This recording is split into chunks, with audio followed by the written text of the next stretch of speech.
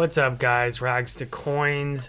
Welcome back to the show or the podcast, however you're consuming this content.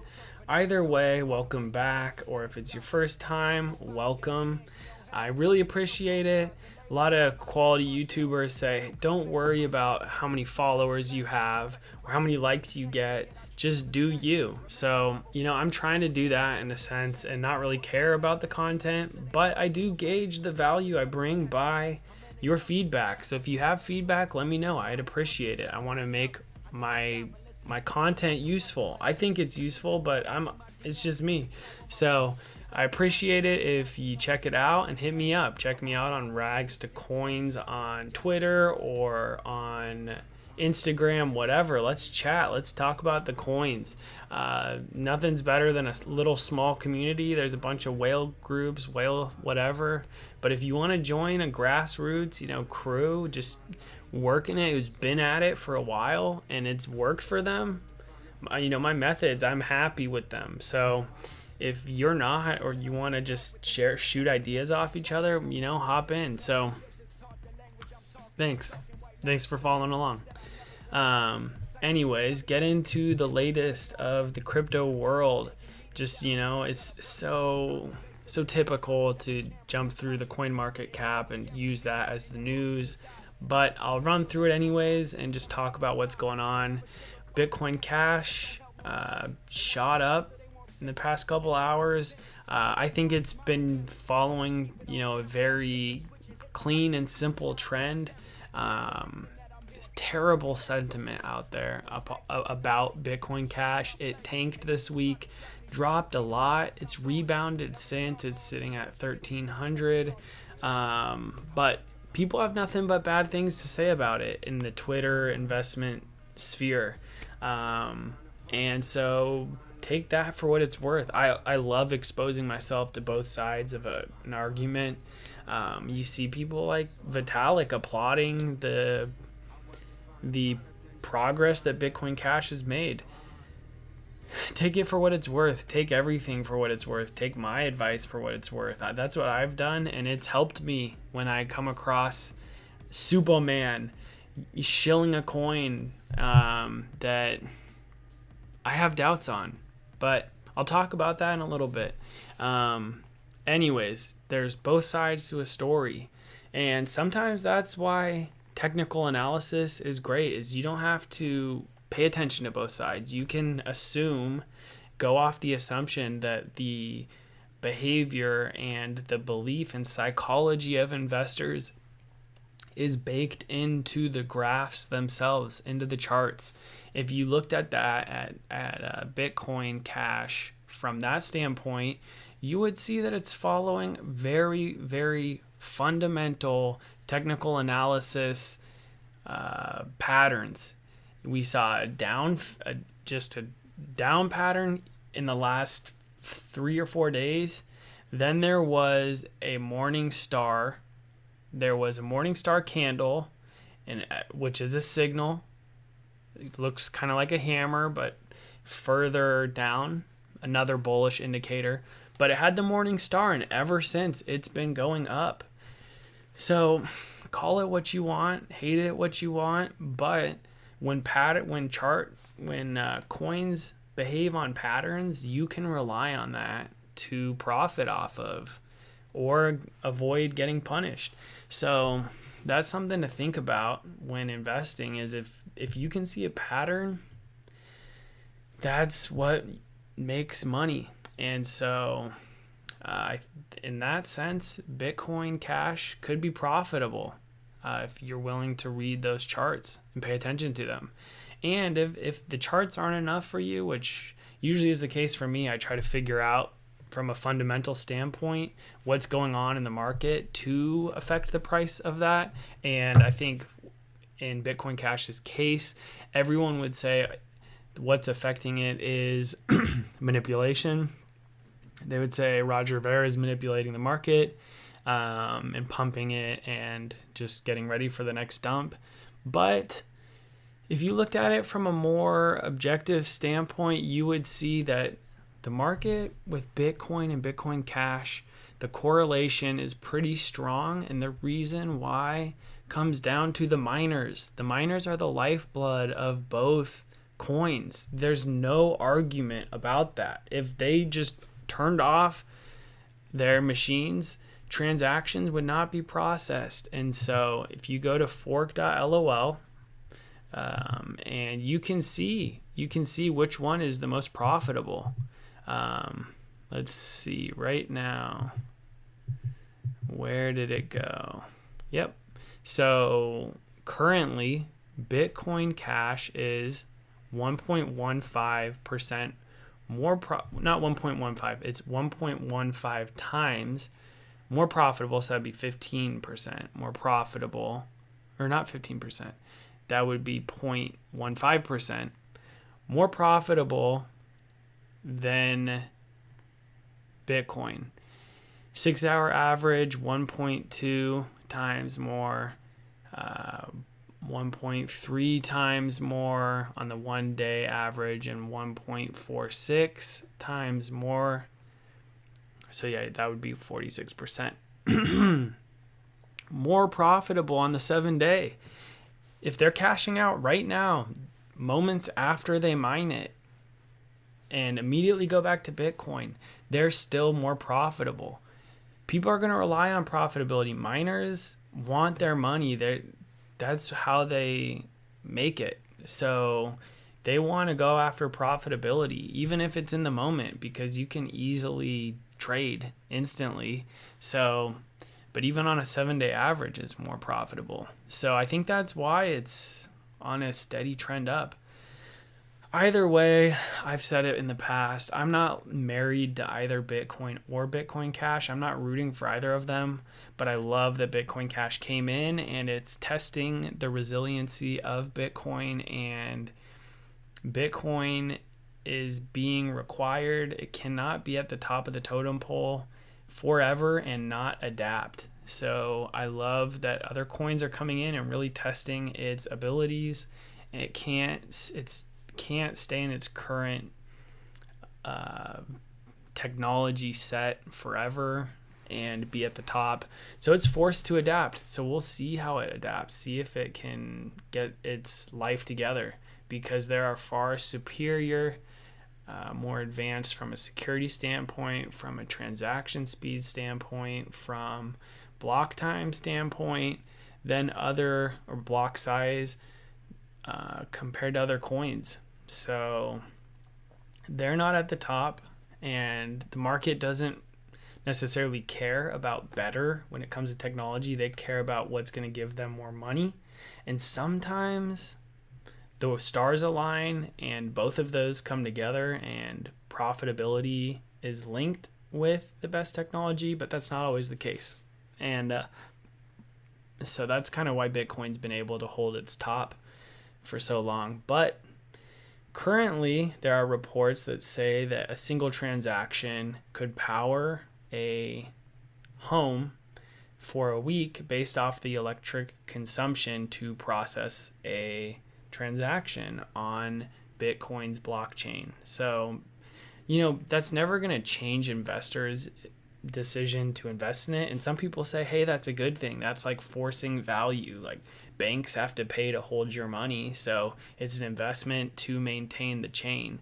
But at the same time, that's kind of a weak argument in my opinion, not one that will hold up forever, especially when you see more proof of stake coins coming along. If you look at Neo's up 30% right now, not because it's proof of stake. It's been proof of stake for a long time. It's been ahead technologically for a very long time.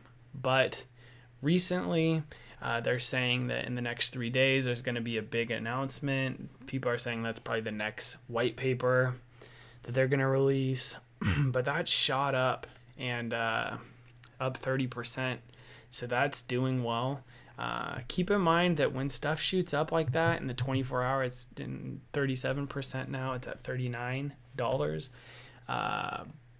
It definitely has some dips. So don't panic buy in while it's at a high. At least check the RSI to know if it's overbought in the moment. so you can not get too punished by, rushing into an order. Take a couple breaths and think about it. It's not flying off the shelf. Chances are you're going to buy the top if that's the case, and you're going to be stuck waiting. So that is a big skill to have in the crypto space, is just having the ability to make intelligent decisions, not emotionally, but statistically, and make sure everything matches up logistically, which is why people swear by technical analysis, just because you can take the emotion out for yourself, set goals, and make decisions based off of the facts and statistics. So that's something to think about if you feel like you're getting hosed on your bets and that things aren't working out. Always look into that, because there's definitely value in that. Talk about some other stuff. Bitcoin had a great week though. Hit an all-time high. Yesterday hit 8,000%. $8,000, not percent. It's like probably 15%. Hit an all-time high yesterday. It's dipped down a little bit since then, but the plans are still going through with the CME group and the futures, and people betting on the prices of Bitcoin. So there's going to be a lot more institutional investors coming into this arena in 2018 and on, and people are kind of predicting that this might stabilize the price to an extent, because these investors will buy up the coin and use that to bet on the price, because they can control the price that way. And when they're betting on the coin also and its pricing, they want it to typically stay within a certain range and reduce volatility. So there's claims and articles out there saying that Bitcoin might be tamed a little bit. Same thing with futures investments in Ethereum. People think that there's definitely rumors swirling that the same thing will happen with Ethereum. So we'll see. But in general, NEO, people say that is the Chinese Ethereum. Is not necessarily the term I like to use, because it's so much different than Ethereum. It has its own programming language, so you're not using Solidity to develop, and they have proof of stake. It's been around for a very long time. I believe 2014 was originally Ant Shares. Now they rebranded to Neo, but in the last year it has gone up an insane amount. I think probably, I think almost over 2,000%. So it has skyrocketed, and just in the last day, 35%. But it is number 7 on the market cap. So keep an eye on that, especially in the next 3 days.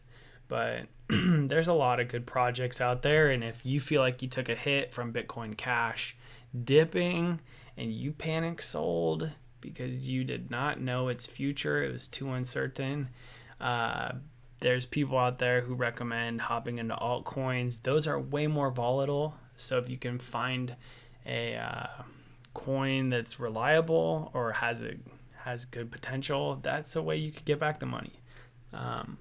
Not my financial advice, so I'm not advising at all. You do whatever you want. But one person I really like in the crypto world is his name is Crypto De Medici. I follow a lot of the top Twitter,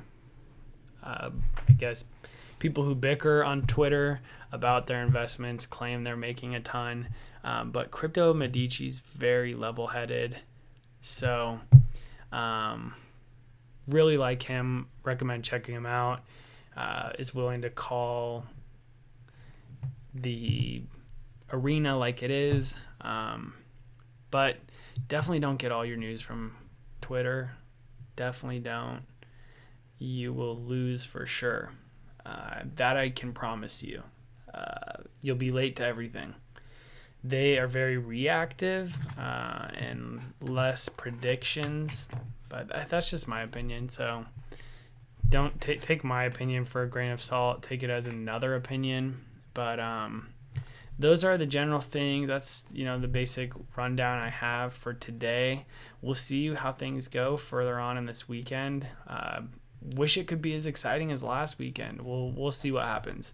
But thanks for checking it out. And if you're a content curator yourself, check out Steam It. That they reward for you can get tipped and paid out for your articles and content you produce. There's also BTube. People are migrating to BTube. And then InvestFeed. Check out InvestFeed as well. You can have your watch list and show what you're investing in and follow other people's watch lists. So that's going to get developed even more. They have a mobile app too. But mentioning BTube reminded me of my original mention of Supoman. Yesterday or maybe the day before, he was mentioning B3 coin. I'll go through this quickly, but B3 coin, I've seen it a couple places. 10,000% gain is what they're throwing out there for people who stake their money in it. I definitely took a pass on that. So you can look at me 10 years from now and say this idiot didn't invest in that, but it did not seem right to me, and I'm surprised that he endorsed it. I like the guy, but I'm surprised that he threw that out there. In my research, I saw some red flags looking at it. To mention in short, no really definite answer on circulating supply and increasing the supply. They're definitely increasing the supply an insane amount, and so that's really rigging the numbers, and that is unsustainable. You can't just keep doing that. Obviously they're not planning to just keep doing it forever, but that was a first sign. Was poorly documented roadmap as far as circulation and supply. Another thing is whenever the team is not, it's not very clear who's backing the project.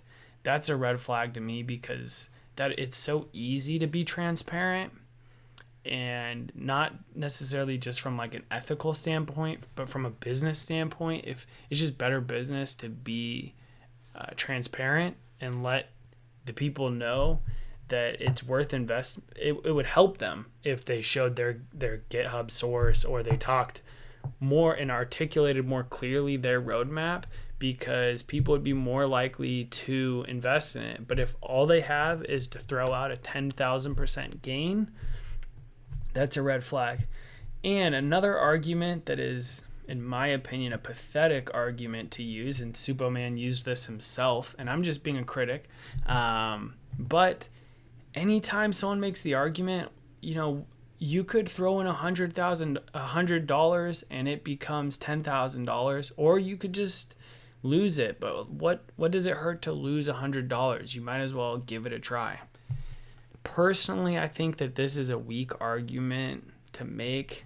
I'm not gonna go as low as to call people who make that argument have low intellect, but I will say that the people who are trying to get investors into Google early on didn't have to use that argument. They didn't have to go around telling people, look, what do you have to lose? Like, you could just throw $100 in and invest, and if it doesn't go well, then all you did was lose $100.